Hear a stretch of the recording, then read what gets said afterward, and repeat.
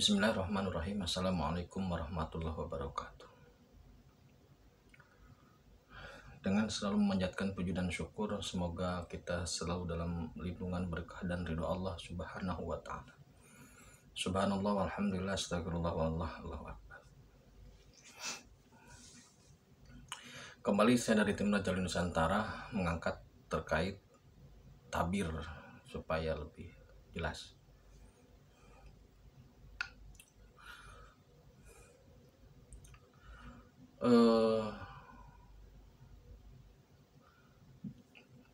Kata kuncinya begini. Yang pertama,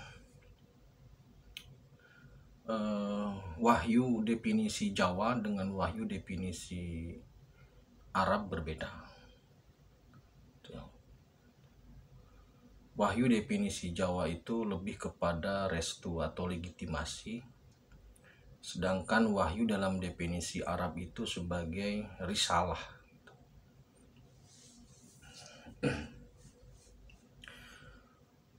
Rasulullah Muhammad SAW itu adalah Nabi Rasul terakhir. Jadi sudah khotam, Nabi dan Rasul sudah khotam, sehingga setelah Rasulullah Muhammad SAW tidak ada lagi Nabi dan Rasul. Itu sudah tidak perlu diperdebatkan lagi. Sehingga SP ini bukanlah Nabi juga bukanlah Rasul. Karena Nabi dan Rasul sudah tidak ada, maka wahyu pun tidak ada. Maksudnya tidak ada yang turun wahyu lagi. Maka SP ini tidak mungkin mendapatkan wahyu. Wahyu versi Arab maksudnya. Nah itu. Karakteristik wahyu itu utuh ya. Maksudnya utuh itu ketika diturunkan itu sudah bentuk utuh.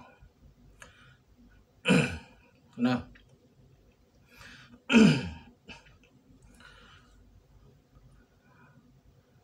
dalam memahami SP ini, mari kita reduksi cara berpikir kita supaya tidak ngawang-ngawang. Kembali saya tegaskan, mari kita sederhanakan cara berpikirnya supaya tidak ngawang-ngawang, supaya sederhana gitu loh, sehingga tabir otak kita ini bisa terbuka. Jadi sebelum kita meminta hijab Allah dibuka, kita membuka hijab otak kita dulu. Pemikiran kita dibuka dulu, disederhanakan dulu. Pertama terkait dengan keilmuan. Banyak yang menyampaikan bahwasanya SP ini tidak sekolah, tidak mondok, tidak pesantren. Ilmunya murni dari Allah. Saya berani mengatakan tidak mungkin. Karena apa? Yang murni dari Allah itu wahyu, sebagaimana halnya Al-Quran yang turun kepada Rasulullah Muhammad SAW. Itu utuh, bentuknya utuh, walaupun turunnya secara bertahap. Karena SP bukanlah Rasul, maka dia tidak mungkin menerima wahyu. Jadi, karena SP bukanlah Nabi, maka dia harus memperjuangkan takdirnya.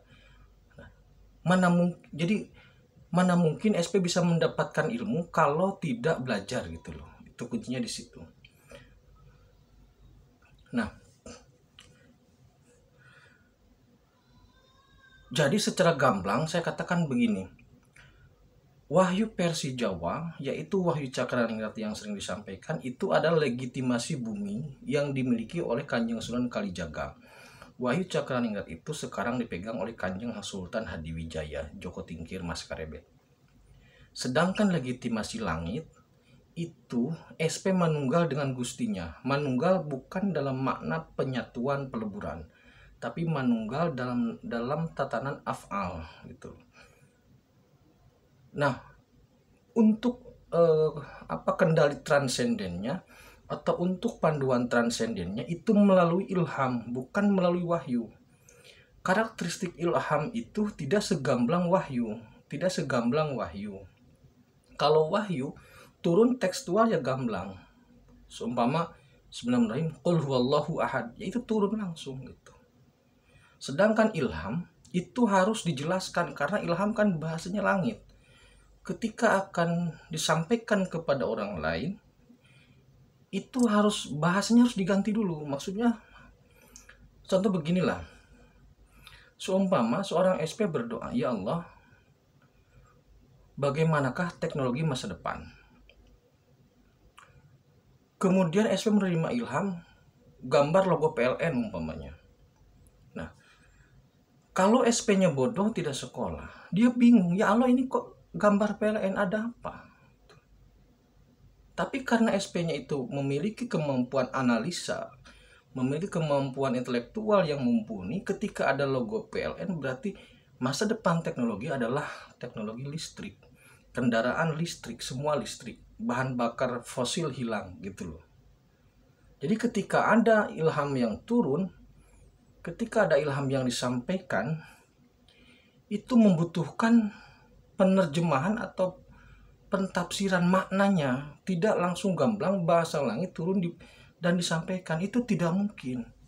Karena apa? Kalau bahasa langit langsung disampaikan, jeglek, pasti jeglek. Semisal begini, seumpama ada seorang SP berdoa, ya Allah kenapa ada homoseks dan lesbi? Kemudian tiba-tiba muncul gambar bayi atau orok. Kalau SP tidak memahami ilmu biologi, tidak memahami ilmu intelektual terkait dengan biologi, bingung dia. Tapi karena SP itu paham terhadap hal-hal biologi, intelektual terkait dengan itu, maka dia langsung memahami. Ternyata orang yang lesbi ataupun orang yang homoseks tidak menginginkan anak, tapi menginginkan kenikmatannya gitu. Gitu. Contoh ketiga. Ketika Anda membawa kendaraan, umpamanya mobil, kemudian ada tanda panah atau ada tanda ke kanan dicoret. Itu kan lambang. Jelas tapi butuh pemaknaan gitu loh. Jika Anda membawa mobil tapi tidak memiliki pengetahuan tentang lambang-lambang rambu lalu lintas, bisa celaka gitu. Oleh karena itu, ilham ini karakter seperti benih gitu loh. Perlu dipecahkan dulu, perlu dimaknai dulu, walaupun cepat. Tapi diperlukan pemahaman yang utuh untuk memahami itu, supaya ketika disampaikan kepada orang lain itu bisa diterima gitu. Nah, bagaimana mungkin seseorang yang tidak sekolah, yang tidak ngaji, yang tidak memiliki kemampuan intelektual yang tinggi dapat memahami itu gitu. Ilmu langit, bahasa langit di bawah bumi jeglek kalau tidak didasari oleh kemampuan intelektual yang mumpuni gitu. Nabi Rasulullah SAW aja ketika menerima wahyu yang pertama menggigil. Ayat 1-5 Al-Alaq itu kan menggigil. Itu. Apalagi ini ilham. Ilham itu butuh pemanaan yang luar biasa.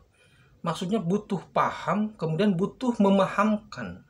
Sekali lagi, butuh paham terhadap ilham itu, butuh memahamkan kepada orang lain. Makanya tidak mungkin SP orang yang tidak sekolah. Itu. Jadi SP itu adalah real orang, bukan goibin ya, nggak ada. Goibin nggak ada. SP ini real kok.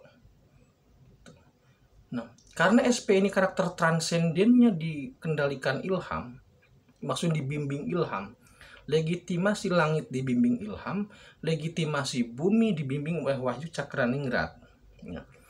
Kalau nyari SP ke masjid, di beberapa video sebelumnya saya sudah sampaikan, nyari SP ke masjid, itu ada di masjid. Itu. Jadi ini untuk melengkapi ya. Nah kemudian, jadi sudah saya pastikan SP ini orang yang memiliki kecerdasan intelektual yang tinggi, yang memiliki kecerdasan dokumen atau memiliki kemampuan tafsir Quran yang tinggi, yang memiliki kemampuan spiritual yang tinggi, bukan kelas-kelas jin. Dengan tanpa bermaksud merendahkan makhluk Allah, intinya SP bukanlah orang yang bisa pengobatan melalui jin, pengobatan melalui keris, enggak, bukan kelasnya di situ. Silahkan di video yang penaklukkan 10 alam. Jadi kalau ada yang sudah bisa mengobati orang, kemudian orang yang kesurupan Anda obatin, kemudian Anda hidup sengsara, Anda tidak sekolah hidup sengsara, kemudian Anda merasa bahwa Anda SP, ya selamatlah. SP bukan di situ kelasnya. SP memiliki intelektual yang tinggi. Kenapa harus begitu? Karena SP akan memimpin Nusantara dan dunia. Seorang pemimpin nggak mungkin bodoh. Dia harus melakukan komunikasi langsung dengan Tuhannya, dengan Allah. Maksudnya harus bisa menerima ilham dengan tepat, juga harus bisa memahamkan orang lain. Kalau dia bodoh, apa yang bisa kita andalkan dari orang bodoh seperti itu? Itu. Jadi untuk mengenali SP yang kedua adalah mari kita sederhanakan cara berpikir kita. Kemudian kita yakini SP ini orang pintar gitu loh. Dia berpendidikan. Jangan membodoh-bodohkan calon pemimpin kita. Jangan menegasikan keilmuannya. Dia orang pintar secara akademis, orang yang paham tentang agama, orang yang tinggi secara spiritual. Itu. Itu untuk ciri yang kedua. Maksudnya untuk tentang terkait dengan keilmuannya. Jadi alasannya kenapa SP harus pintar? Karena memang harus bisa memaknai dan memahamkan ilham secara benar. Itu. Kemudian yang lainnya terkait dengan harta amanah lain waktu ya. Ini saya hanya merespon aja supaya lengkap videonya. Terima kasih. Semoga bisa diterima dengan baik. Tanpa bermaksud menyinggung siapapun, semoga kita tetap beriman dan beramal soleh. Terus tingkatkan keimanan dan ketakwaan sehingga ridho Allah selalu bersama kita. Terima kasih. Assalamualaikum warahmatullahi wabarakatuh.